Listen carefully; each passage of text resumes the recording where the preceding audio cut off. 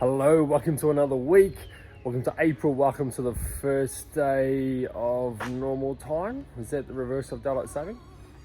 With that, we've had our first frost. It's starting to get a bit colder. The days are getting shorter.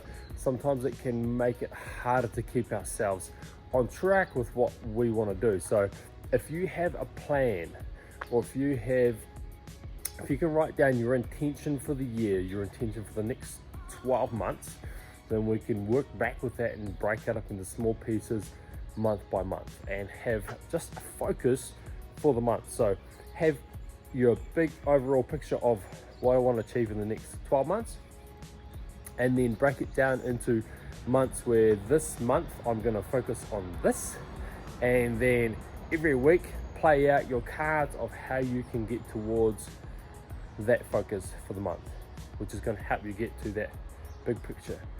And if we can break the big to smaller, that's going to help us keep on track and keep accountable with where we want to go, because what we are doing is important to us, right? You've discovered that I want to get to here, or I want to be better at this.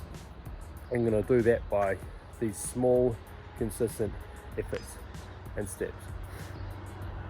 I've had a few questions recently over nutrition and what is protein, what are carbohydrates, what's fat, or where do I find them?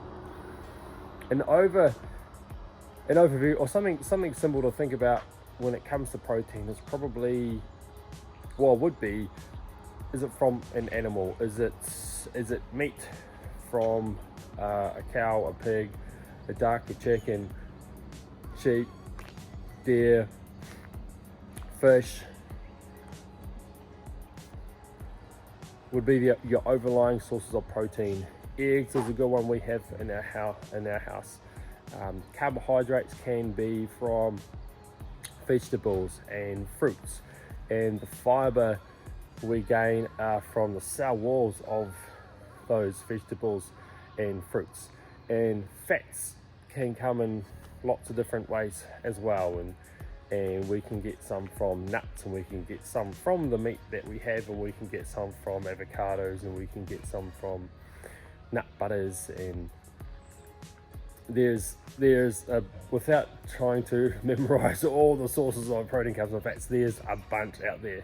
But if you really want to understand how the currency of macronutrients work, and the power of different ratios of macronutrients, macros being the protein, carbs and fats, read up on the Zone diet and understand the currency that way, because that way there'll be tables where it will tell you how much protein, carbs and fats are in this food, and this food, and what ratios are good to eat them in, and then how much of that you need to eat for you. So for what you do for your body, for how much activity you do.